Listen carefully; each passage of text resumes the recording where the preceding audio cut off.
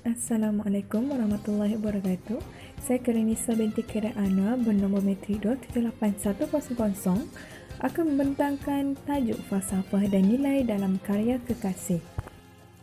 Dalam bahagian pengenalan, karya kekasih ini juga mempunyai falsafahnya yang tersendiri di samping mampu mendidik masyarakat dengan keadaan sebenar dunia pada masa dulu dan sekarang.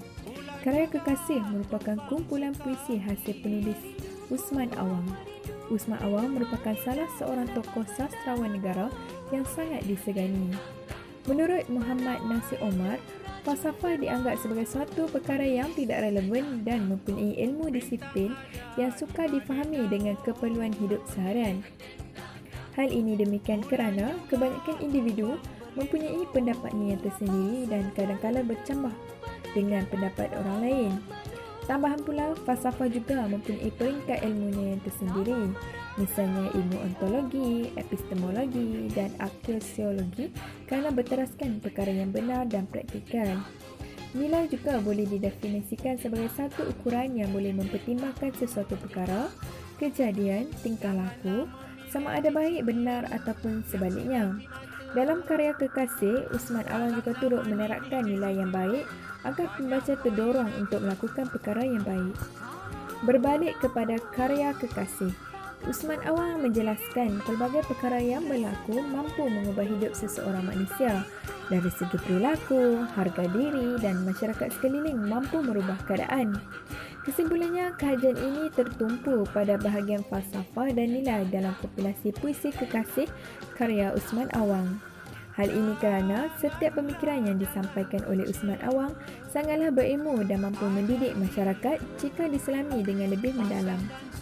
Kita pergi ke bahagian sinopsis karya kekasih.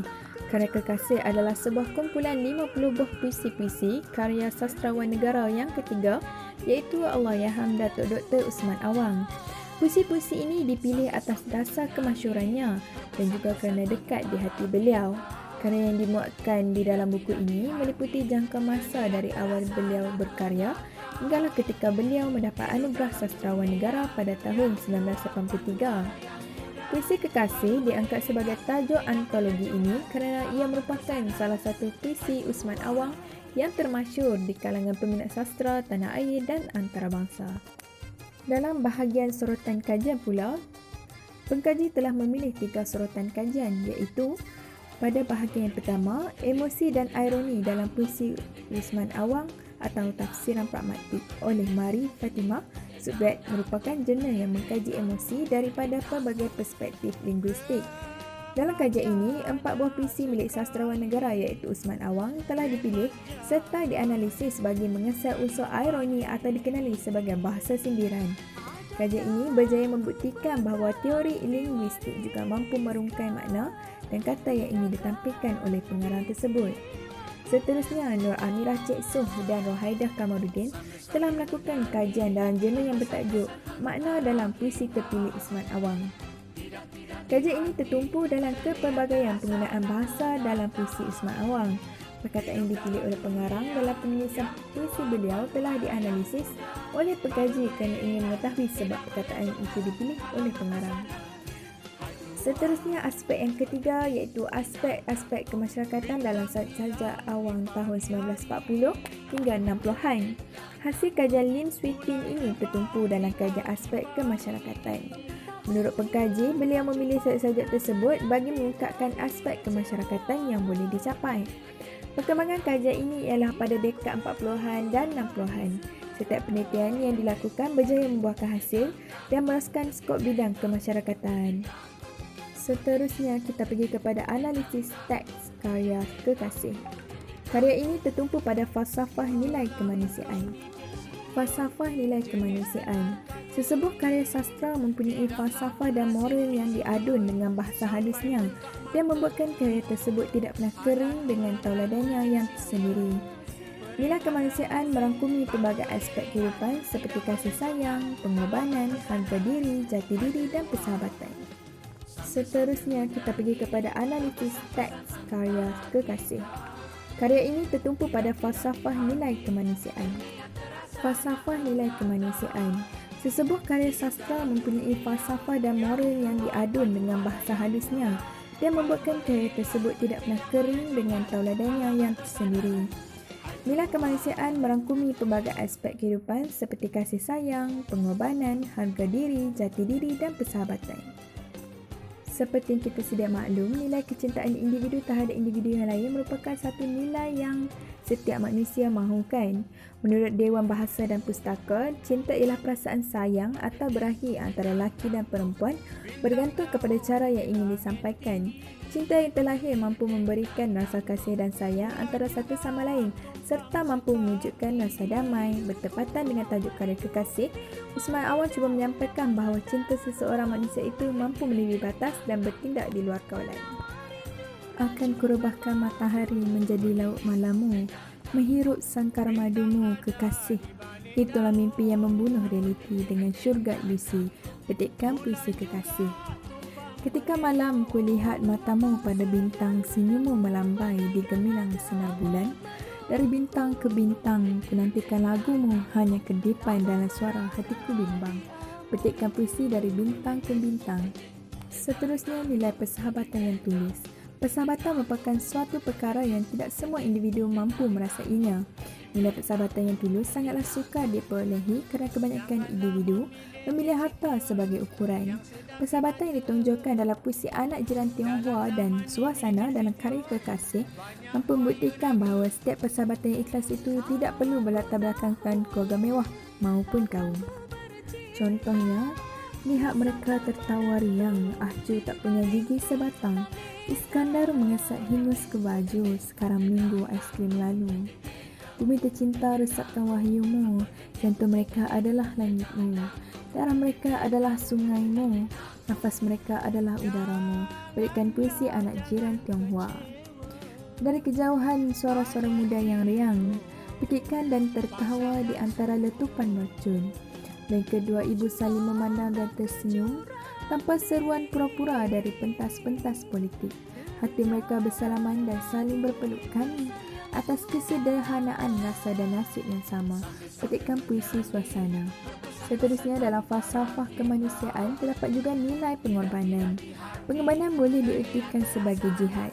Dalam konsep Islam pula, pengorbanan merupakan perkara yang melibatkan kesusahan dan keperitan dan wajar dibalas budi. Namun ada beberapa jasa yang sukar untuk dibalas balik, iaitu jasa ibu bapa dan juga guru. Mereka merupakan golongan terhormat yang telah dinaikkan darjat oleh Allah Subhanahu Wa Taala oleh kerana budi baik mereka yang sangat tidak ternilai. Oleh itu, Usman Awang mengabdikan kasih ibu dan guru beliau dalam karya puisi Guru Oh Guru dan Ibuku sebagai gambaran betapa kasihnya beliau terhadap budi baik kedua individu tersebut. Contohnya, jadilah apapun pada akhir kehidupanmu, guruku. Budi yang diapungkan di dulang ilmu, panggillah keramat cikgu kekal terpahat, menjadi kenangan ke akhir hayat. Petikkan puisi Guru Oh Guru. Seterusnya, ibuku setiap pagi berulang kali ke kilang, bekerja dengan tekun hingga ke malam. Mikroskop itu menusuk matanya dengan kejam. Kebolah mata diselaputi dengan logam. Petikkan puisi ibuku. Seterusnya, nilai maruah diri yang harus dipelihara. Nilai maruah diri merupakan sesuatu perkara yang harus dipelihara sebagai bukti perlambangan untuk mengelakkan individu lain memandang rendah. Usman Awang sangat tegas dalam penulisan puisinya, terutama dalam menyampaikan nilai maruah diri. Beliau berpendapat maruah diri perlulah dipelihara sebagai bukti keyakinan dan kepercayaan individu lain terhadap individu yang lain, terutama sekali wanita. Contohnya, oh perempuan malang yang memban jalang, kau terima, rela atau tiada dalam hidup telanjang. Kau menyimpan segala himpunan keji manusia terpuji, kerana demikian hukum dunia manusia yang terbudi. Petikkan puisi Perempuan Malang.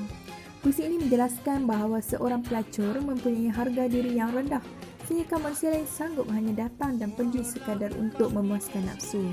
Ada juga golongan atasan yang datang melempaskan nafsu, dan pelacur inilah yang menjadi mangsa tetapi mengetahui sikap serta tindak tanduk sebenar masyarakat yang dianggap terhormat. Akhir sekali, nilai jati diri bangsa dalam falsafah kemanusiaan. Jati diri merupakan imej yang ditonjolkan dalam diri bangsa. Usman Awang sangat menegaskan nilai jati diri dalam penulisannya kerana beliau sangat bangga dengan silsilah keturunan Melayu. Beliau berharap masyarakat pada masa kini mampu meneladani jati diri Melayu. Oleh itu, garapan puisi Usman Awang dalam nilai jati diri adalah untuk mendidik masyarakat. Contohnya, berkelahi cara Melayu, menikam dengan pantun, menyanggah dengan senyum, marahnya dengan diam, merendah bukan menyembah, meninggi bukan melonjak. Petikan puisi Melayu. Puisi Melayu ini telah menonjolkan sikap masyarakat Melayu terdahulu yang mempunyai etika dan nilai jati diri apabila bersosial. Sikap seperti ini haruslah diteladani oleh anak muda pada kini agar jati diri bangsa Melayu tidak terhakis. Kesimpulannya, falsafah dan nilai dalam karya kekasih ini telah meninggalkan impak yang mendalam dalam golongan masyarakat. Setiap falsafah yang ditampilkan oleh pengarang sangatlah berguna kepada bangsa dan negara. Kebanyakan nilai dalam karya ini sangatlah dekat di hati masyarakat. Kisah-kisah di sebalik puisi ini juga merupakan kisah benar yang dialami oleh Usman Awang. Menurut beliau, hasil pembacaan dan pemerhatian menjadi kunci dalam menulis sesebuah puisi. Jadi tidak hairanlah apabila puisi tersebut dibaca dan banyak juga nilai-nilai yang sangat berkait rapat dengan kehidupan sebenar. Sekian, terima kasih.